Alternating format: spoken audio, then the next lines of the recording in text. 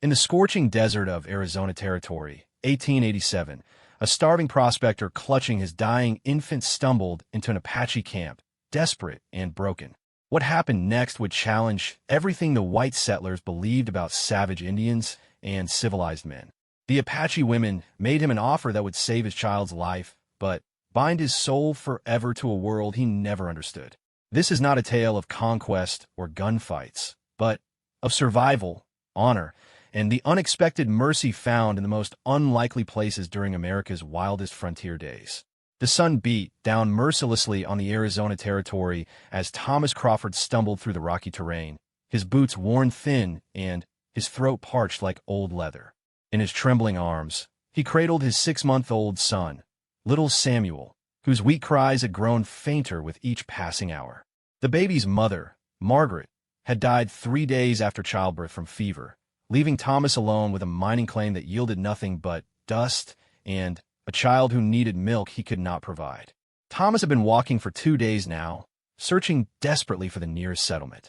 His horse had collapsed from exhaustion the previous morning, forcing him to continue on foot with only the clothes on his back and his dying son. The canteen had run dry hours ago, and Samuel's tiny lips were cracked and white. Every step felt like walking through thick sand, and Thomas knew that if he didn't find help soon, they would both perish in this unforgiving wasteland. The landscape stretched endlessly in all directions, nothing but red rocks, scattered cacti, and the occasional scrub brush. Thomas had lost all sense of direction. The mountains in the distance seemed to mock him, appearing no closer despite his constant movement toward them. His vision blurred from dehydration, and he found himself stumbling more frequently, nearly dropping Samuel with each fall. As the afternoon sun reached its peak, Thomas spotted something that made his heart race with both hope and terror. Smoke was rising from behind a cluster of large boulders about a quarter-mile ahead. Where there was smoke, there were people. But in this part of Arizona Territory, people could mean many things. It could be fellow prospectors, cavalry soldiers, Mexican traders, or the Apache who were known to roam these lands. Thomas had heard countless stories about the Apache from other miners and settlers. They spoke of brutal raids, scalping parties, and warriors who could track a man across solid rock. But as he looked down at Samuel's pale, listless face, Thomas realized he had no choice. His son was dying, and whoever was behind those rocks represented their only chance at survival. With renewed determination, Thomas pushed forward, his legs feeling like they might give out at any moment. As he rounded the large boulder formation, he froze in place. Before him lay an Apache camp, with several wickiups made of brush and hides scattered around a central fire. Women in traditional dress moved about the camp, tending to various tasks, while children played in the shadows of the shelters. Thomas's first instinct was to run, but his legs wouldn't move. He stood there, swaying slightly, as several Apache women noticed him and began pointing in his direction. They called out in their native tongue, and soon the entire camp was aware of his presence. Thomas expected arrows or war cries, but instead he was met with curious stares and what seemed like concern. An elderly Apache woman with silver-streaked hair approached him slowly, her weathered hands extended in a peaceful gesture. She spoke to him in broken English, her voice gentle but firm. "You sick, white man? Baby's sick too." Her dark eyes studied Samuel's pale form with the practiced gaze of someone who had seen many children suffer. Thomas tried to speak, but only a hoarse croak emerged from his parched throat. The elderly woman, who seemed to be the leader of this group, gestured for him to sit on a large stone near the fire. Another woman quickly brought a gourd filled with water, which Thomas gratefully accepted. He drank deeply before carefully dripping some water on his Samuel's lips. The Apache women gathered around them, speaking rapidly in their language while examining the baby. Thomas couldn't understand their words, but their tone suggested they were discussing what to do with these unexpected visitors. The elderly woman, whom the others seemed to defer to, knelt beside Thomas and gently touched Samuel's forehead. "Baby need milk," she said simply. "Need food. You know have." Thomas nodded weakly, tears beginning to form in his eyes. "His mother died," he managed to whisper. "I have nothing left to give him." The elderly woman studied Thomas for a long moment, her dark eyes seeming to look right through him. She spoke again to the other women, and Thomas could sense they were debating something important. Finally, she turned back to him with an expression that was both kind and serious. "I am Nailnish," she said, placing her hand on her chest. "These women, they my daughters, my granddaughters. We understand baby need help." She paused, glancing at the other women who had gathered closer. But nothing free in desert. Desert teach this lesson every day. Thomas felt his heart sinking. He had no money, no possessions of value except his worthless mining claim and his father's old pocket watch. "I'll give you anything," he said desperately. "I have a mining claim, tools back at my camp. I can work, I can." Nailnish held up her hand to stop him. "We don't need your rocks or metal things. Desert provide what we need." She looked directly into his eyes. "But we need something else. Something more important than gold." The other women moved closer, and Thomas could see they ranged in age from teenage girls to women in their 30s. Some had children of their own, and Thomas noticed several were heavily pregnant. Nailnish continued speaking, her voice taking on a more formal tone. "White soldiers take our men 3 moons ago. Some killed, some taken to reservation far away. We left with children, no husbands, no fathers for babies coming." She gestured toward the pregnant women. "Winter coming soon. Desert hard for women alone." Thomas began to understand where this conversation was heading, and his mind reeled with the implications. Nailnish confirmed his suspicions with her next words. "We feed your baby, keep him alive, teach him Apache ways. But you must stay. You must take Apache wife, become father to Apache children. This is trade we offer." The camp fell silent, except for the crackling of the fire and Samuel's labored breathing. Thomas looked around at the faces surrounding him. These women had lost their husbands and fathers to conflict with his own people, yet they were offering to save his child's life. But the price they asked seemed impossible. "You want me to marry one of your women?" Thomas asked, his voice barely audible. "Not just marry," Nailnish corrected. "Become Apache. Live Apache way. Your son become Apache too. No more white man ways. No more white man God. No more white man dreams of gold and rocks." Thomas looked down at Samuel, whose breathing was becoming more shallow. The baby's skin was taking on a grayish pallor, and Thomas knew they had very little time left.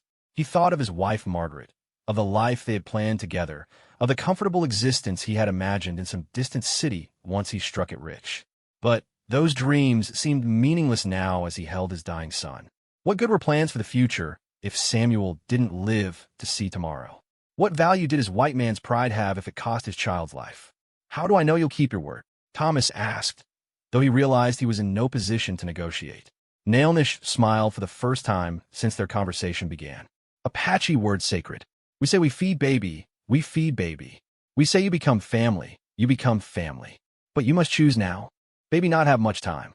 Thomas looked around at the women again. They were not the savage warriors he had heard described in countless frontier tales. They were mothers and daughters struggling to survive in a harsh world that had taken their men from them. They were offering him and his son a chance at life, but it would mean abandoning everything he had ever known. One of the younger women stepped forward. She appeared to be in her early 20s, with intelligent dark eyes and long black hair braided with small ornaments. She knelt beside Thomas and gently reached for Samuel. Thomas hesitated for a moment, then allowed her to take the baby. The young woman cradled Samuel with the practiced ease of someone who had cared for many children. She spoke softly to him in Apache, then looked up at Thomas. "I have milk," she said in careful English. "My baby born 2 moons ago, but sickness take him. I still have milk for your son." Thomas felt tears streaming down his face as he watched this Apache woman, who had lost her own child, offering to nurse his son back to health. The generosity and sacrifice these people were willing to make for strangers overwhelmed him. In his world, such kindness between enemies was unheard of. "What are your names?" Thomas asked, looking at the women around him. Nailnish began pointing to each woman and stating their Apache names, but then she said, "Name's not important now. Choice important. You decide, your son die with white man pride or live with Apache family." The young woman holding Samuel began to gently feed him from a small vessel made from a gourd. The baby responded weakly at first, but then began to drink more eagerly. Color started to return to his pale cheeks, and his breathing became less labored. Thomas watched in amazement as his son showed the first signs of recovery in days. "Time running out," Nailnish said urgently. Sun getting low. You decide now, or we must send you away before dark. Apache not safe with white man in camp when sundown. Other tribes patrol at night. They kill you. Maybe kill us too for helping enemy. Thomas realized he was at the most crucial moment of his life. Everything he had been raised to believe about civilization, about his place in the world, about right and wrong, was being challenged by this impossible situation. These Apache women were offering him salvation at a price that seemed to require him to betray his entire identity. But as he watched Samuel growing stronger with each passing minute, Thomas began to understand that identity meant nothing without life itself. His son would have no chance to become anything if he died in the desert today.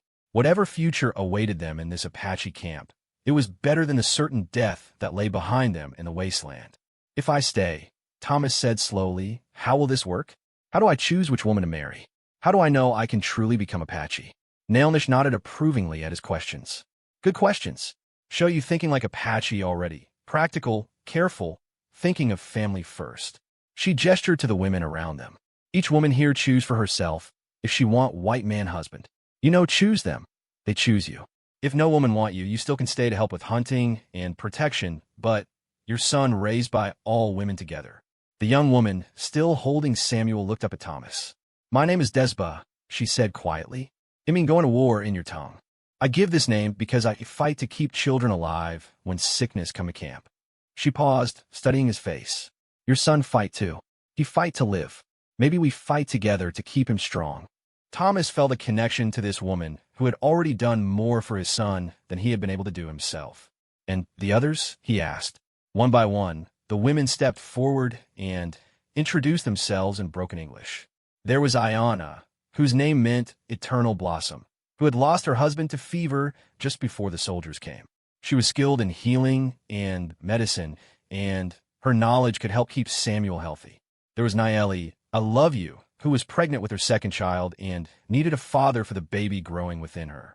There was also Chinoa White Dove, who was barely 18 and had never been married but was considered one of the best weavers and craftswomen in their tribe. Each woman had her own story of loss and hardship, but also her own strengths and skills that could contribute to their collective survival. Thomas began to realize that this arrangement wasn't just about him taking a wife. It was about joining a family structure that had been shattered by war and was trying to rebuild itself. How long do I have to decide? Thomas asked. Sun touch horizon. Nailnish replied, pointing to the western sky where the sun was indeed beginning its descent. Maybe 2 hours white man time. After dark, too dangerous for you to stay if you're not committed. Apache way strict about this. No habwa. You all Apache or all white man. Thomas spent the next hour watching the women care for Samuel and observing their daily routines. He saw how they worked together, sharing responsibilities and resources. Children belonged to everyone, and everyone contributed according to their abilities. It was different from anything he had experienced in his world, where individual achievement and accumulation of wealth were the primary measures of success.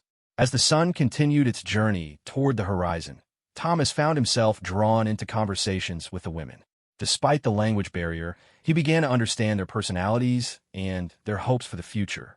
Desba, who continued to nurse Samuel, spoke about her dreams of raising strong children who could bridge the gap between Apache and white worlds. Ayana shared her knowledge of desert plants that could heal sickness and provide nutrition. Naeli talked about her fears for her unborn child and her hope that peace might someday return to their people. The more Thomas learned about these women and their lives, the more he realized that his choice wasn't between civilization and savagery, as he had been taught to believe. It was between two different ways of understanding what it meant to be human in a difficult world. The Apache way emphasized community, mutual dependence, and harmony with the natural environment. The white man's way, at least as Thomas had experienced it, seemed focused on individual struggle against both nature and other people. As the sun began to touch the horizon, Thomas made his decision. Thomas Crawford stood slowly, his legs still shaky from exhaustion, and faced the circle of Apache women who had been waiting patiently for his answer. Samuel had fallen asleep in Desba's arms, his breathing now steady and strong after drinking his fill of her milk. The baby's color had returned to a healthy pink, and for the first time in days, Thomas allowed himself to hope that his son might actually survive. "I'll stay," Thomas said quietly, his voice carrying across the camp as the women leaned in to hear his decision. "I'll become Apache, and I'll take whichever woman will have me as her husband." Nailnish nodded solemnly, but Thomas could see relief in her weathered features. "Good choice, white man. But now white man no more. You must have Apache name, Apache clothes, Apache heart." She turned to address the other women in their native language, and Thomas could hear the animated discussion that followed. After several minutes of debate, Nailnish turned back to Thomas. "Women decide you called Ashki Dayan, means black-haired boy, because your hair dark like Apache, not yellow like most white men. This could sign, maybe Apache blood somewhere in your family long ago." Thomas ran his hand through his dark hair, which had grown long and unkempt during his weeks of prospecting in the desert. He had never thought about his appearance in relation to any other race, but he supposed his olive complexion and dark features could allow him to blend in more easily with the Apache than many other white men could. "Now, for choosing of wife," Nailnish continued. "Apache way different than white man way. Women choose man, not man choose woman. Each woman who want you speak now. Tell why she think you good husband." Thomas felt his heart racing as he realized this moment would determine not just his immediate future, but the entire course of his and Samuel's lives. The women who had introduced themselves earlier now stepped forward one by one to make their cases. Ayana spoke first, her voice confident and clear. "Ashki I need woman who keep him and baby healthy in desert. I know all plants for medicine, all seasons for gathering food. I'll make sure your son grows strong and learn Apache healing ways. I already have 2 children, so I know how to be a good mother. My husband killed by soldiers, but I still young enough for more babies." Thomas studied Ayana as she spoke. She appeared to be in her late 20s, with intelligent eyes and skilled hands that moved gracefully as she gestured. He could see the practical wisdom in choosing her. Survival in this harsh environment would require extensive knowledge of desert medicine and food sources. Next, Nayeli stepped forward, placing her hands protectively over her rounded belly. "I carry child who need father, and your son need brother or sister to grow strong with. I am good cook, good maker of clothes and moccasins. I know Apache stories and songs to teach children about their people. I'll make sure your son know Apache history and Apache ways of thinking." Thomas could see the logic in her argument as well. Samuel would benefit from having siblings and a mother figure who could teach him about his new culture. Nayeli's pregnancy also meant their union would immediately produce offspring that would bind him permanently to the Apache way of life. Young Chinoa spoke last, her voice barely above a whisper, but her words carrying surprising strength. "I have no children yet, but I want many. I am best weaver in camp, make finest baskets and blankets. I am young and strong, can work hard and learn white man ways if needed to help family. I can learn to speak better English, maybe help bridge between Apache and white world someday." Thomas was struck by Chinoa's youth and obvious intelligence. She was thinking beyond immediate survival to the possibility of cultural exchange and adaptation. In many ways, she represented hope for a future where the 2 worlds might coexist rather than destroy each other. As the 3 women finished speaking, Thomas realized he was being asked to make an impossible choice. Each woman offered something valuable and necessary for survival and happiness. He looked around at their faces, all watching him expectantly, and felt the weight of their hopes and fears pressing down on him. "How do I choose?" Thomas asked Nailnish desperately. "They're all." He struggled for the right words. "They would all make good wives for different reasons." Nailnish smiled knowingly. "Apache man sometimes take more than one wife, especially if he good hunter and provider. But you not Apache yet, and we not sure you ever be good provider in desert. For now, you choose one woman. Later, if you prove yourself worthy Apache man, maybe other arrangements possible." Thomas felt overwhelmed by the complexity of this new world he was entering. Everything was different from what he had known. The social structures, the decision-making processes, even the way marriages were arranged. He closed his eyes and tried to think practically about what would be best for Samuel. When he opened his eyes, he found himself looking directly at Desba, who had remained silent throughout the discussion but continued to hold and care for Samuel. She met his gaze steadily, and in her dark eyes he saw something that gave him courage, acceptance without judgment, strength without hardness, and a deep understanding of what it meant to fight for survival. Desba, Thomas said quietly. Desba has already proven she can care for Samuel. She's already fighting to keep him alive. I would be honored if she would accept me as her husband. A murmur went through the gathered women, and Thomas suddenly, worried he'd made some terrible mistake by choosing the one woman who hadn't spoken up for herself. But then Desba smiled, the first real smile Thomas had seen from any of them, and nodded her head. I hope you choose me, she said simply. Your son already feel like my son. We fight together to make him strong Apache warrior. Nailnish clapped her hands together decisively. Good choice, Ashki Dian. Desba lost her own baby, so she have much love to give your son. She also lost husband in same soldier attack that take other men. You both know grief, both know loss. This makes strong foundation for Apache marriage. As the sun finally disappeared behind the distant mountains, the camp transformed around Thomas. The women began preparing for what was apparently going to be an immediate wedding ceremony. Chenoa and Ayana brought out traditional Apache wedding clothes for Thomas, a breechcloth, leggings, and a loose shirt made from soft deer hide. The garments were decorated with intricate beadwork and felt completely foreign against his skin, but they were surprisingly comfortable and practical. Desba disappeared into one of the wiki-ups with several other women, and when she emerged, Thomas barely recognized her. Her long black hair had been elaborately braided with silver ornaments and eagle feathers.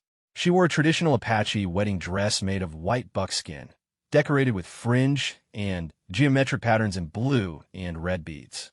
Around her neck hung a necklace of turquoise and silver that caught the firelight as she moved. Nailnish began the ceremony by calling upon the Apache spirits to bless this unusual union. She spoke at length in Apache, occasionally translating key phrases for Thomas's benefit. The ceremony involved exchanging of gifts. Thomas gave Desba his father's pocket watch, the only thing of value he still possessed, and she gave him a medicine pouch made from wolf hide that had belonged to her deceased husband. This pouch protect you in desert, Desba explained as she hung it around his neck. Wolf spirit guide you in hunting, help you find way when lost. My first husband good hunter because of this medicine. Now you carry his spirit with you, and maybe his skills too. Thomas was deeply moved by the significance of this gift. Desba was not only accepting him as her new husband, but was also honoring the memory of her first marriage by sharing her late husband's spiritual protection with him. It was a gesture of trust and inclusion that went far beyond anything he had expected. The ceremony concluded with all the women of the camp placing their hands on both Thomas and Desba, while Nailnish spoke what Thomas assumed were formal wedding vows in Apache. Then, surprisingly, Nailnish switched to broken English for what seemed to be a special blessing aimed at him. Great Spirit, this white man come to us broken and desperate. He bring dying child and empty hands. We give him life, give him family, give him purpose. Make him worthy of Apache trust. Make him strong protector for Apache women and children. Make him bridge between our world and his world, so maybe someday no more killing, no more taking of Apache men by white soldiers. Thomas felt tears running down his face as he realized the profound leap of faith these women were taking. They were not just saving his and Samuel's lives. They were investing their hopes for the future in his ability to somehow bring peace between two worlds that had been at war for generations. After the ceremony, the women prepared a feast using their limited resources.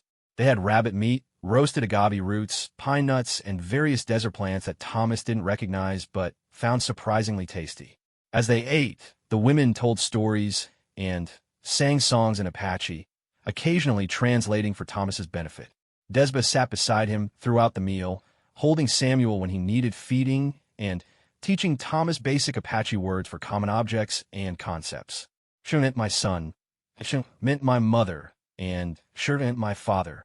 She made him practice the words until he could pronounce them correctly, laughing gently at his clumsy attempts to master the unfamiliar sounds. As the evening progressed, Thomas began to understand more about the social dynamics of the camp. Nailnish was clearly the matriarch, making important decisions and settling disputes. But each woman had her own area of expertise and authority. Ayana was consulted on all matters of health and medicine. Chinoa's opinion carried weight on questions of craftsmanship and trade. Nayeli, despite being pregnant, was apparently their best tracker and scout. "How do you survive out here?" Thomas asked as the fire died down to glowing embers. "I mean, without men to hunt and protect the camp?" "Apache women, not helpless like white women," Desba replied with a hint of pride. "We know desert, know how to find food and water. We hunt small game with traps and snares. We trade with Mexican traders who come through sometimes. And we move camp often, so soldiers and enemy tribes not find us easily." Ayana added, "But winter coming soon, and winter in desert very hard. Women and children need more food, more protection from cold. This is why we need you stay, become Apache man. Not just for your baby, but for all our children." Thomas began to understand that his presence represented more than just an additional adult to help with camp duties. As a man, he could take on roles that were traditionally male in Apache society, hunting larger game, serving as a warrior to defend the camp, and providing the kind of protection that would allow the women to focus on gathering food and caring for children. "What if I'm not good at these things?" Thomas asked honestly. "I was a prospector, not a hunter or warrior. I don't know if I can learn to be what you need me to be." Nailnish, who had been listening quietly to their conversation, leaned forward and fixed Thomas with her penetrating stare. "Apache not born knowing how to survive in desert, Ashki Dian. Every Apache child must learn from parents and elders. You now, Apache child, must learn from us. We teach you everything, how to track animals, how to make weapons, how to read signs in sky and earth. But you must want to learn," Desba added seriously. "Cannot force Apache hard into man who's still thinking like white man. You must choose every day to be Apache, not just when convenient." Thomas looked around at the faces gathered around the dying fire. These women had lost everything, their husbands, their homes, their way of life, yet they had found the strength and generosity to take in strangers and offer them a new beginning. He thought about his old life, spent digging holes in the ground, searching for gold that never materialized, dreaming of wealth and comfort that always remained just out of reach. This new life would be harder in many ways. No comfortable beds, no regular meals, constant danger from the elements and from enemies. But it would also be simpler and more direct. Survival would depend on practical skills and mutual cooperation rather than luck and individual competition. Success would be measured by the health and happiness of the family unit rather than by the accumulation of material possessions. "I want to learn," Thomas said firmly. "I want to become the man Samuel needs me to be and the husband you deserve, Desba. I want to help protect all of you." Desba reached over and took his hand in hers. Her skin was rough from years of hard work, but her touch was gentle and reassuring. "Then, we start tomorrow morning," she said. "First lesson, how to make Apache breakfast from desert plants. Then, Nailnish teach you to make bow and arrows. Then, I teach you Apache words for all animals we hunt." As the camp settled down for the night, Thomas found himself sharing a wiki-up with Desba and Samuel. The shelter was small, but surprisingly comfortable, with thick fur rugs covering the ground and a small fire pit in the center for warmth. Desba had arranged their few possessions, his mining tools, her weaving supplies, Samuel's simple clothes, in an organized fashion that made the space feel like a real home. "Are you afraid?" Desba asked quietly as they lay beside each other in the darkness, Samuel sleeping peacefully between them. "Yes," Thomas admitted. "I'm afraid I'll fail you all. I'm afraid I'll never really become Apache. I'm afraid Samuel will grow up not knowing who he really is." Desba was silent for a moment. Then she spoke in a voice filled with conviction. "Fear good things sometimes. Make you careful, make you try harder. But Samuel know exactly who he is. He is Apache boy with Apache mother and Apache family who love him. That more than most children have in this hard world." Thomas lay awake long into the night, listening to the sounds of the desert, the distant howl of coyotes, the rustle of small animals in the brush, the gentle breathing of his new wife and son. For the first time in months, he felt a sense of peace and purpose. Tomorrow would bring new challenges and new lessons, but tonight he was no longer alone in the wilderness. He had a family, a community, and a chance to build something meaningful with his life. As sleep finally overtook him, Thomas's last conscious thought was a prayer of gratitude to whatever forces had led him to this Apache camp. He had set out that morning as a failed prospector with a dying child, and he was ending the day as a new husband and father with a future full of possibilities he could never have imagined. Thomas woke before dawn to the sound of Desba moving quietly around their wickiup, preparing for the day ahead. Samuel was still sleeping peacefully, his breathing strong and regular. In the dim light filtering through the hide walls of their shelter, Thomas watched his new wife as she gathered her tools and prepared what appeared to be their morning meal. "Time for first lesson, Ashki Dian," Desba said softly when she noticed he was awake. "Apache day, start early, before sun make desert too hot for work." Thomas sat up carefully, trying not to disturb Samuel, and looked around their small home. Everything was arranged efficiently, with weapons hanging from wooden pegs driven into the support poles, cooking implements organized in woven baskets, and their clothes folded neatly in the corners. It was a far cry from the cluttered chaos of his old prospecting camp, where tools and supplies were scattered wherever they happened to fall. Desba handed him a small wooden bowl filled with what looked like cooked grain mixed with dry berries and nuts. "Panol," she explained. "Made from ground corn, mesquite beans, pine nuts. Gives strength for long day." She demonstrated how to eat the mixture, which was surprisingly filling and flavorful despite its simple appearance. As they ate their breakfast in the pre-dawn darkness, Desba began Thomas's first real lesson in Apache language and culture. She pointed to various objects around their home and spoke their Apache names slowly and clearly, making him repeat each word until his pronunciation was acceptable. "Ki for house, Adi for girl, Ashki for boy, Chitty for food." Language most important thing, Desba explained as they finished their meal. Apache words carry Apache thoughts. Think in white man words, stay white man forever. Think in Apache words, maybe become Apache in heart. Thomas found the language incredibly difficult at first. The sounds were unlike anything in English, with complex consonant combinations and tonal variations that completely changed the meaning of words. But Desba was patient, correcting his mistakes gently and encouraging him to keep trying. As the first rays of sunlight began to appear over the eastern mountains, the entire camp came alive. Thomas could hear the other women moving around their wickiups, preparing for their daily tasks. Children's voices carried across the camp as they were roused from sleep and given their morning meals. Nailnish appeared at their entrance, already dressed for travel and carrying a hunting bow that looked far older than she was. "Time for hunting lesson, Ashki Dian. Bring your white man tools. Maybe they useful for something besides digging holes in ground." Thomas gathered his prospecting picks and hammers, though he had no idea how mining equipment could be useful for hunting. He kissed Samuel goodbye and followed Nailnish out of the camp, leaving Desba to care for their son and tend to her daily duties with the other women. The hunting lesson proved to be both humbling and enlightening. Nailnish led Thomas several miles from the camp, moving across the rocky terrain with the silent grace of someone who had spent her entire life in the desert.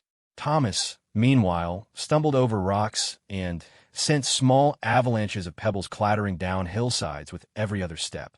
"White man walk like wounded bear," Nailnish observed dryly. "Makes so much noise, all animals hide until next full moon." For the next hour, Nailnish taught Thomas how to move silently across different types of terrain.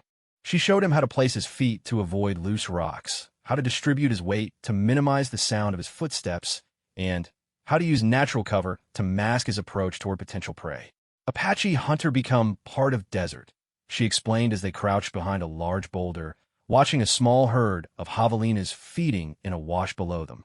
"Desert not enemy to fight against. Desert is home, family, provider of everything needed for life." Thomas tried to apply Nailnish's lessons as they stalked the javelinas, but his movements still seemed clumsy and obvious compared to her fluid grace. Just as they got within range of the animals, Thomas stepped on a dry branch that snapped with a loud crack, sending the entire herd running for cover. "Maybe hunting not your strongest Apache skill," Nailnish said with what Thomas was learning to recognize as Apache humor, dry, understated, and delivered with a completely serious expression. "But Apache need many different skills for survival. We find what you good at." They spent the rest of the morning exploring different aspects of desert survival. Nailnish showed Thomas how to identify edible plants and how to locate water sources by reading the landscape. She taught him to recognize animal tracks and interpret the stories they told about the movements and behavior of potential prey. To Thomas's surprise, his prospecting tools proved useful for some of these lessons. His geological knowledge helped him understand how underground water moved through different rock formations. His experience reading rock layers and mineral deposits translated well to understanding the landscape and predicting where animals might seek shelter or water. Interesting. Nailnish mused as Thomas used his prospector's pick to dig out a hidden spring that his geological training had helped him locate. Maybe Apache spirits guide you to digging profession to prepare you for Apache life. Desert survival often about knowing where to dig. As they returned to camp in the afternoon heat, Thomas reflected on how different this kind of education was from anything he had experienced in white society. There were no books or formal lessons, no teachers standing in front of classes lecturing about abstract concepts. Everything was practical, immediate, and directly connected to survival needs. Back at camp, Thomas found Desba teaching Samuel basic Apache words, even though the baby was far too young to understand them.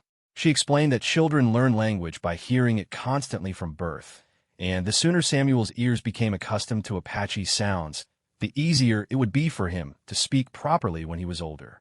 "How did your hunting lesson go?" Desba asked as she prepared their afternoon meal. "I think I scared away more game than we caught," Thomas admitted. "But Nailnish says maybe you have other skills that could be useful." Ayana, who had been treating a child scraped knee nearby, looked up with interest.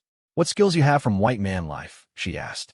Thomas thought about his background, years spent as a prospector, some experience as a carpenter, and blacksmith before he caught gold fever, basic education in reading and mathematics. "I can work with metal," he said slowly. "I can make tools and repair broken things. I can read and write in English. I know about rocks and minerals and how to find water underground." The women exchanged meaningful glances. "These are valuable skills," Ayana said approvingly. "Apache always need new tools, and white man metal stronger than what we make from copper and bone. Reading and writing could help us understand white man papers that soldiers and government men bring sometimes." As the days passed, Thomas began to find his place in the complex social structure of the Apache camp. He couldn't hunt large game effectively yet, but he could trap rabbits and prairie dogs using techniques adapted from his mining experience. He couldn't weave baskets like Chenoa, but he could repair her looms and tools when they broke. He couldn't gather medicinal plants like Ayana, but he could help her prepare and store them properly. Most importantly, he began to understand the Apache way of thinking about community and mutual dependence. In white society, he had been taught to value individual achievement and self-reliance above all else. But Apache society was built around the understanding that survival depended on everyone contributing their unique skills for the benefit of the whole group. Samuel thrived in this environment. Desba's milk and the attention of multiple mother figures gave him strength and security he had never known. The other children in the camp, ranging in age from toddlers to teenagers, accepted him immediately as their new brother. They played with him, helped care for him, and began teaching him Apache games and songs as soon as he was old enough to respond. Thomas also began to understand the complex relationships between the different Apache bands and their history of conflict with white settlers and Mexican soldiers. Nailnish and the other women had belonged to a band led by a war chief named Vittorio, who had been killed in a battle with cavalry troops 6 months earlier. The survivors had been scattered, with some taken to reservations, and others, like this group of women and children, left to fend for themselves in the wilderness. "Why didn't you go to the reservation?" Thomas asked Nailnish one evening as they sat around the fire, sharing stories. "Reservation, not Apache way," she replied firmly. "Reservation place where Apache spirits die slowly. White men say go to reservation, get food and blankets and safety. But Apache who go there become like tame animals, forgetting how to be free, forgetting how to be Apache." Desba added, "My first husband escaped from reservation 2 years ago. He say Apache they're sick all time, children forgetting Apache language, old ways dying. Better to be free in desert. Even if life harder, than to be prisoners on white man land. Thomas began to understand the impossible situation these people faced. The traditional Apache way of life was becoming increasingly difficult as white settlements expanded and military pressure intensified. But the alternatives offered by the government meant cultural death, even if physical survival was more assured. Maybe there's another way, Thomas suggested tentatively. Maybe someone who understands both worlds could find a path that lets Apache people stay free while also finding peace with white settlers. The women looked at him with expressions ranging from skeptical to hopeful. You think you could be this bridge person? Ayana asked. I don't know, Thomas admitted, but I'm starting to understand that both sides are just trying to protect their families and their ways of life. Maybe if they could understand each other better. Nailnish shook her head slowly. White man been making promises to Apache for a long time. Ashki Dian. Always same story. Sign treaty. Get peace for few seasons. Then, more white men come wanting more Apache land. Apache learn not to trust promises. Despite their skepticism, Thomas sensed that the women harbored some hope that his presence might somehow lead to better relations between their people and his former community. It was a heavy responsibility, and he wasn't sure he was capable of fulfilling their expectations. As autumn progressed and the desert temperatures became more bearable, Thomas's skills as an Apache gradually improved. His hunting remained mediocre, but he became proficient at tracking wounded animals and finding them after other hunters had made successful shots. His metalworking abilities proved invaluable for maintaining weapons and tools, and he even learned to make arrowheads and knife blades using techniques adapted from his blacksmithing background. More importantly, he began to think in Apache terms about problems and solutions. When the camp needed to move to follow game migrations, he didn't just think about the mechanical aspects of breaking camp and transporting their belongings. He considered the spiritual implications of leaving a place where they had been blessed with good water and successful hunts. He learned to read the signs and weather patterns and animal behavior that would indicate the best time and direction for travel. Samuel's development during this period amazed Thomas. The baby began responding to Apache words earlier than English ones, and his first recognizable sound were attempts to repeat the Apache names for mother and father. Desba took great pride in his rapid development, attributing it to the beneficial effects of Apache medicine and child-rearing practices. Apache babies learn faster because they hear many voices, many songs, many stories, she explained to Thomas. White man babies often alone with just mother and father. Apache babies have whole family teaching them from first breath. The women also began preparing Thomas for the possibility that they might encounter other Apache bands, government officials, or hostile groups during their travels. His appearance had already begun to change. His skin was darkened by constant sun exposure. His hair had grown long and was often braided in Apache style, and his body had adapted to the constant physical demands of desert life. If we meet other Apache, Nailnish instructed him, you say nothing until we explain your story. Some Apache not welcome white man, even white man with Apache family. You let us speak first, always. Thomas understood the wisdom of this advice. His acceptance by this particular group of women didn't guarantee that other Apache would be equally welcoming.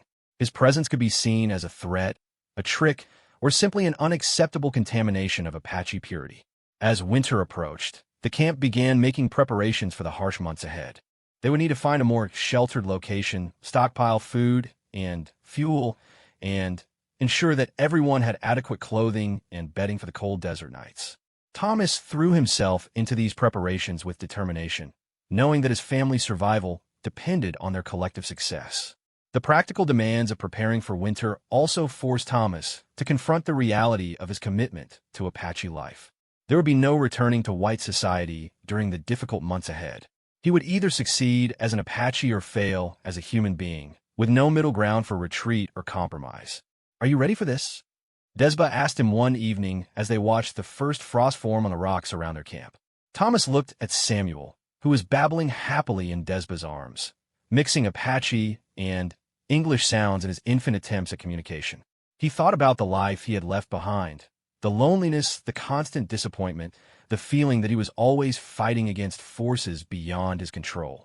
Yes, he said firmly, I'm ready to be Apache. Winter in the desert proved to be unlike anything Thomas had experienced in his previous life. The Apache women led their small band to a sheltered canyon where ancient cliff dwellings provided protection from the harsh winds that swept across the high country. The ruins had been abandoned for generations, but Nailnish explained that her people had used these refuges during difficult times for as long as anyone could remember. Thomas spent his days learning the intricate skills needed for winter survival in this unforgiving environment.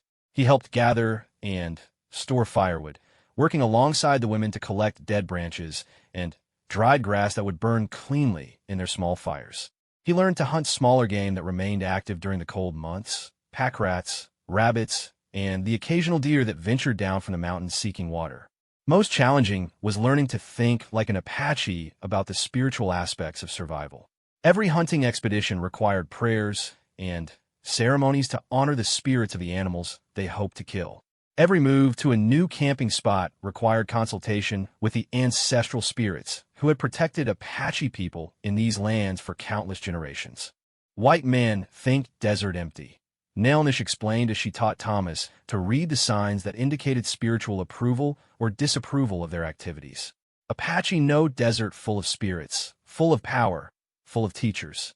Must learn to listen or desert spirits become angry and stop helping Apache people survive. Thomas found these spiritual concepts difficult to grasp initially.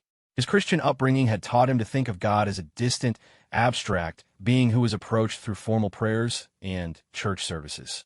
Apache spirituality was immediate and practical, woven into every aspect of daily life. The spirits lived in rocks and trees, in animals and weather patterns, in the very landscape that provided their food and shelter. Samuel continued to thrive under Desba's care, growing stronger and more alert with each passing week. The baby had adapted completely to Apache life, sleeping through the night in the traditional cradleboard that Chinoa had woven for him, eating the soft foods that Ayana prepared from desert plants, and responding enthusiastically to the songs and stories that all the women shared with him. As winter deepened, Thomas began to understand why the Apache women had been so desperate to find male protection. The physical demands of securing food and fuel in the harsh conditions required strength and endurance that was difficult for women alone to maintain, especially when they were also caring for small children. His presence allowed the women to take greater risks in hunting and gathering, knowing that there was someone to protect the camp if danger threatened. The first real test of his commitment came in late December, when a band of Mexican raiders discovered their hidden canyon and attempted to capture some of the women for slavery. Thomas's first instinct was to hide or flee, but the sight of armed men threatening his new family triggered something deeper than his fear. He fought alongside the Apache women with a ferocity that surprised even himself, using his prospecting tools as weapons when his crude bow proved ineffective in close combat. The raiders were driven off, but not before they had wounded Ayana and stolen most of the camp's stored food supplies. Thomas spent the next several days nursing his injured sister-in-law back to health, while the other women worked desperately to replace their lost provisions. The experience taught him that being Apache meant more than just learning survival skills. It meant being willing to sacrifice everything for the protection of the family unit. "You fought like Apache warrior yesterday," Desba told him as they tended Ayana's wounds. "Not like white man trying to be Apache, but like real Apache defending his family. Maybe Apache spirits finally accept you as true son of the people." The praise meant more to Thomas than any recognition he had ever received in his former life. He was beginning to understand that Apache society measured worth not by individual achievement, but by willingness to contribute to the collective survival and protection of the community. As winter progressed, Thomas also began to play a more important role in teaching Samuel about both his Apache heritage and his white ancestry. Desba encouraged this, believing that the boy would be stronger if he understood both parts of his background. Thomas told stories about his own childhood, about cities and machines, and the complex world of white civilization, while Desba shared traditional Apache tales about animal spirits and heroic ancestors. Samuel will live in a world where Apache and white man must find way to exist together, Desba observed as they watched their son taking his first unsteady steps around their small shelter. Maybe he helped bring peace between two people someday. Thomas was less optimistic about the possibility of peace, but He agreed that Samuel's mixed heritage might give him unique opportunities to bridge the gap between the two cultures. The boy was growing up truly bilingual, equally comfortable with Apache and English words, equally at home with traditional stories and modern concepts. Spring brought new challenges and new hope to their small band. Game became more plentiful as animals emerged from their winter hiding places, and the desert bloomed with edible plants that had been dormant during the cold months. Thomas's skills had improved dramatically over the winter, and he was now contributing significantly to the group's food supply through both hunting and gathering. More importantly, he had begun to develop the intuitive understanding of desert rhythms that marked a true Apache. He could read weather patterns in cloud formations, predict animal movements based on subtle environmental changes, and find water sources using techniques that combined his geological training with traditional Apache knowledge. The women began to speak of him not as Ashki Dine, the name they had given him as a newcomer, but as Senabahi, rock medicine man, in recognition of his unique abilities to find water and useful minerals. It was a sign of complete acceptance that moved Thomas deeply. In April, their peaceful isolation was shattered by the arrival of a cavalry patrol searching for Apache fugitives.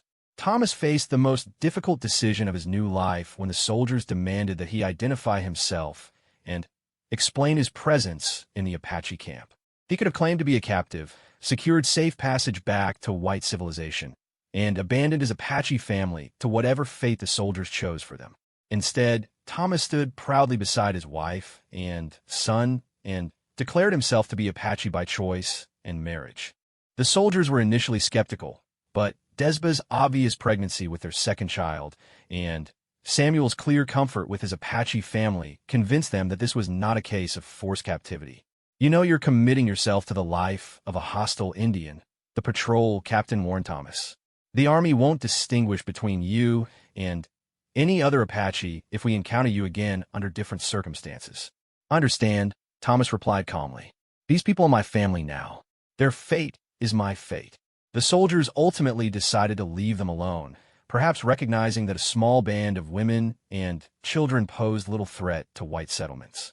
But the encounter forced Thomas to confront the reality that his transformation was now irreversible. He had publicly identified himself as Apache in front of government representatives, making it impossible to ever return to white society without facing charges of desertion or worse. "Do you regret this choice?"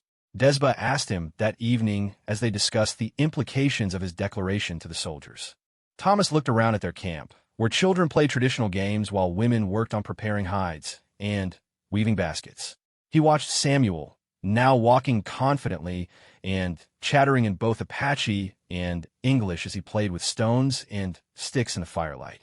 He thought about the sense of purpose and belonging that had replaced the loneliness and desperation of his former life.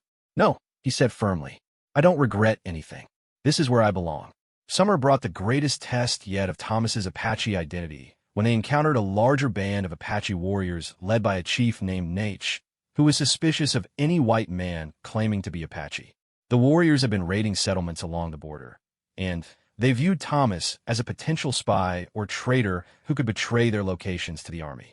Nate challenged Thomas to prove his Apache loyalty by participating in a raid against a Mexican ranch that had been stealing Apache horses.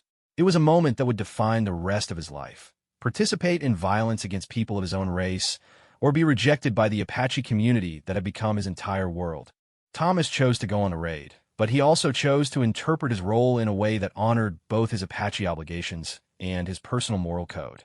Instead of participating directly in the violence, he used his knowledge of white military tactics to help the Apache warriors conduct their operation with minimal bloodshed. He suggested strategies for capturing horses without killing the ranch workers, and he helped negotiate a withdrawal when the raid's objectives had been accomplished. His performance during the raid earned him grudging respect from Nature's warriors, who recognized that his tactical knowledge had made their mission both more successful and less dangerous. More importantly, it demonstrated to the broader Apache community that Thomas had truly committed himself to their cause while maintaining his own sense of honor. "You fight like Apache, but think like white man," Nate observed after the raid. Maybe this useful combination for Apache people in these changing times. The encounter with Nature's band also provided Thomas with a broader perspective on the situation facing Apache people throughout the region. The traditional way of life was becoming increasingly impossible as military pressure intensified and traditional food sources disappeared due to white settlement and environmental changes.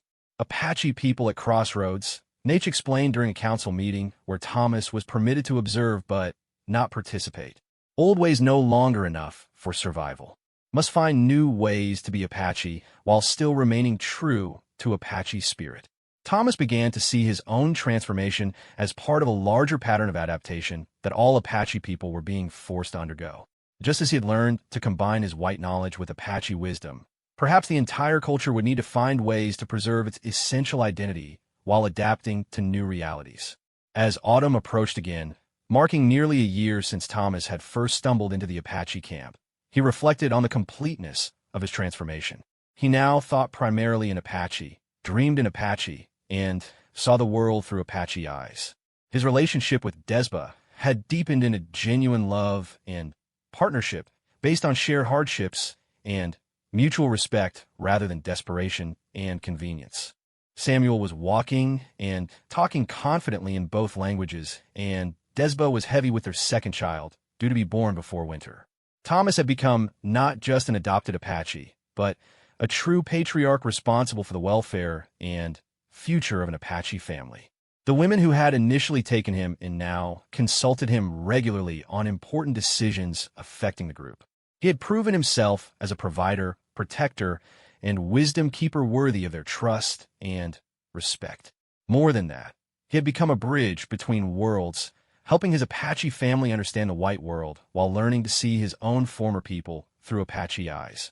As he prepared for another winter in the desert, Thomas realized that his transformation was complete in every way that mattered.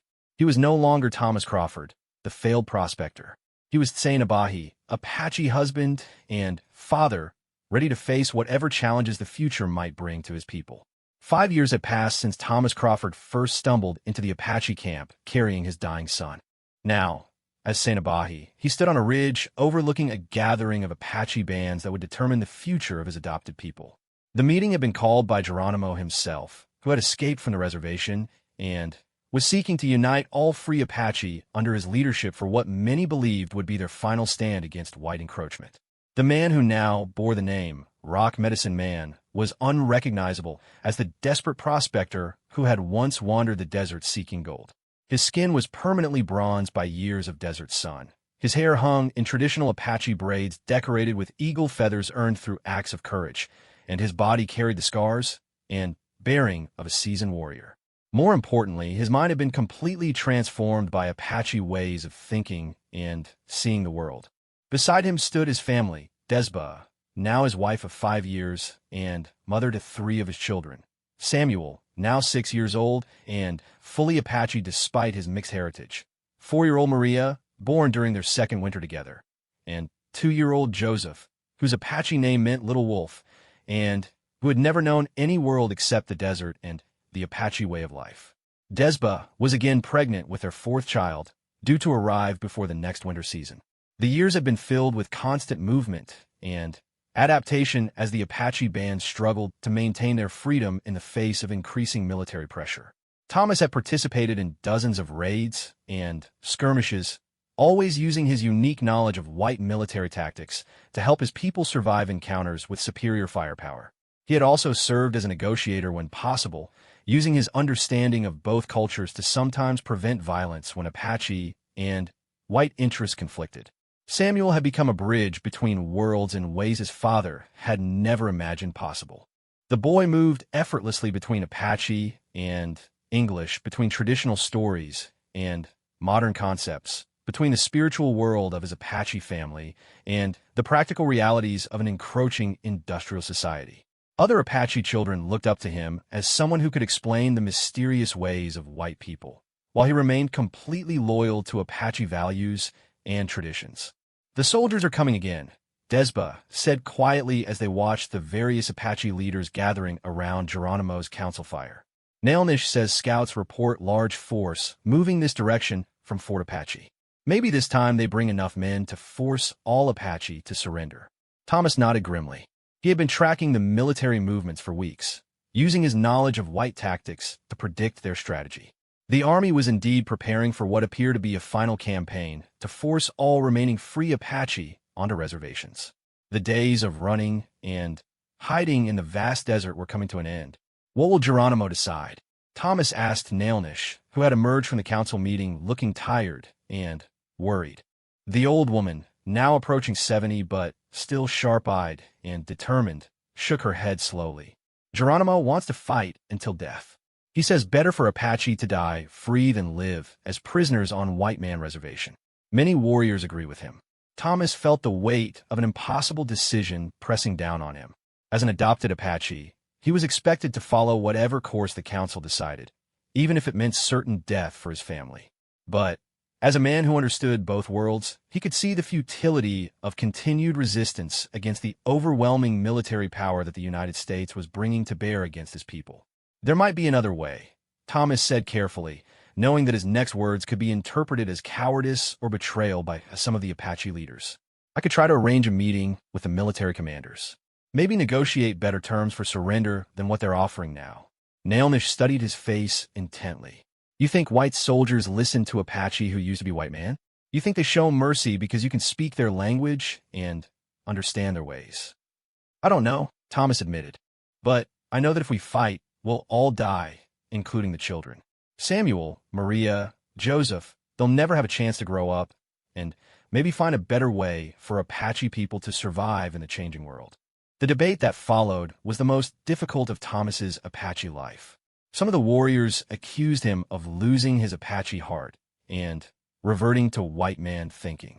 Others argued that his unique perspective made him the best possible advocate for their people's interests. Desber remained supportive, but worried about the danger he would face if he attempted to negotiate with the military. Geronimo himself finally ended the debate by agreeing to let Thomas attempt negotiations, but only if he could arrange a meeting within 3 days.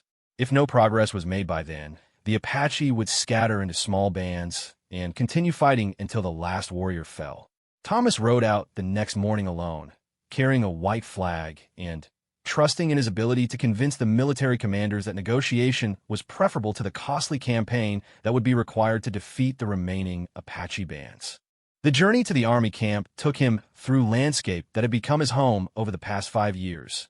Red rock canyons where his children had learned to walk, hidden springs where his family had sheltered during harsh winters, sacred places where Apache spirits dwelled. As he approached the cavalry camp, Thomas reflected on the strange journey that had brought him to this moment. He had left white civilization as a failure seeking gold, and had found instead something far more valuable, a sense of belonging, a purpose larger than himself, and a family worth any sacrifice. Now he was returning to that world as an Apache, hoping to save his people from destruction. The military commanders were initially suspicious of his motives and identity. Colonel James Parker, who led the expedition, had expected to face traditional Apache resistance, not a white man claiming to speak for the enemy. But Thomas's intimate knowledge of Apache tactics and locations, combined with his obvious commitment to his adopted people, eventually convinced them that he was a legitimate representative. What exactly are you proposing? Colonel Parker asked after listening to Thomas's initial presentation. We have orders to bring in all hostile Apache, dead or alive. The territorial government is under pressure from settlers who've lost family members and property to Apache raids. Thomas had prepared for this question during his long ride to the army camp. I'm proposing a negotiated surrender that guarantees the survival of Apache families in exchange for an end to raiding and resistance. But the terms have to be better than what's being offered at the reservations. He outlined a plan that would allow Apache families to settle on designated lands within their traditional territory, with guarantees of adequate food supplies, medical care, and educational opportunities for the children. In return, the Apache would cease all hostile activities and would provide scouts and guides for the army in dealing with other tribal conflicts. And you think you can deliver Geronimo's agreement to these terms? The colonel asked skeptically. I think I can convince him that this is better than watching our children starve on reservations or die in hopeless battles, Thomas replied. But only if the army is willing to make real guarantees about how Apache families will be treated. The negotiations continued for 2 days with Thomas serving as translator and cultural interpreter for both sides. He found himself explaining Apache concepts of honor and family obligation to military officers who saw only savage enemies, while simultaneously trying to help his Apache leaders understand the political and economic pressures that were driving white expansion into their territory. The breakthrough came when Thomas suggested allowing Apache children to receive education in both traditional ways and white schools, preparing them to function in either world as they chose. It was a concept that appealed to military leaders who saw education as a path to civilization, while also addressing Apache concerns about preserving their cultural identity. On the third day, Thomas returned to the Apache camp with a written agreement that offered terms significantly better than standard reservation conditions. The Apache would be allowed to settle on a large tract of land within their traditional territory, with guarantees of food supplies, medical care, and protection from white settlers seeking revenge. Most importantly, Apache children would be educated in both Apache traditions and white academics, preparing them for a future that would inevitably require interaction with both cultures. The council meeting that followed was the most intense of Thomas's Apache life. Geronimo argued passionately for continued resistance, insisting that any surrender would lead eventually to cultural death and spiritual destruction. Other leaders supported the negotiated terms, believing that survival was more important than maintaining absolute cultural purity. Samuel, now old enough to understand the gravity of the situation, played an unexpected role in the final decision. When called upon to speak as a representative of the Apache children who would be most affected by the council's choice, he addressed the gathering in fluent Apache. "I am Apache because my family is Apache," he said in a clear, strong voice that carried across the silent camp. "But I also understand the white world because my father taught me about both ways of living. Maybe Apache children need to learn both ways so we can protect our people in the new world that is coming." His words, spoken with the confidence of someone who had successfully navigated both cultures, carried more weight than hours of debate by adult leaders.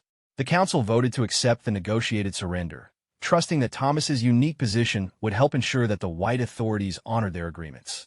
The surrender ceremony took place on a bright October morning in 1887, exactly 5 years after Thomas had first stumbled into the Apache camp. As he stood with his family watching Geronimo formally end Apache resistance, Thomas reflected on the incredible journey that had brought them all to this moment. He was no longer the desperate prospector who had traded his dying son's life for marriage to an Apache woman. He had become something new and unique, a bridge between worlds who could help his adopted people navigate the challenges of cultural survival in a rapidly changing environment. Samuel and his other children represented hope for a future where Apache identity could be preserved while adapting to new realities. As they prepared to move to their new settlement, Desba took his hand and smiled. "Do you think we made the right choice?" she asked. Thomas looked at his children, all of whom were healthy and strong and fully Apache in their hearts despite their mixed heritage. He thought about the alternative: certain death in hopeless battles or slow cultural extinction on traditional reservations. "I think we chose life over death," he said. "And life always gives us chances to find new ways to be who we are meant to be." The years that followed proved his optimism justified. Samuel grew up to become a teacher and advocate for Apache rights, using his bilingual education to help his people interact successfully with white authorities while maintaining their cultural identity. Maria and Joseph developed similar skills, becoming bridges between their Apache community and the broader American society. Thomas himself became an elder whose unique perspective was sought by both Apache and white leaders dealing with cultural conflicts. His story became legend among his people. The white man who chose to become Apache, not out of desperation, but out of love, and whose choice had helped save Apache families from destruction. 30 years later, as an old man sitting with his grandchildren around the fire, Thomas would tell them the story of how a dying baby and a group of generous Apache women had changed the course of history for both their peoples. It was a story of survival, adaptation, and the power of families to bridge seemingly impossible differences. The Apache women's proposal had saved more than just one man and his child. It had created a new model for how different cultures might learn to coexist and support each other in a complex and changing world. And that, Thomas knew, was worth any price they had paid for their remarkable journey together.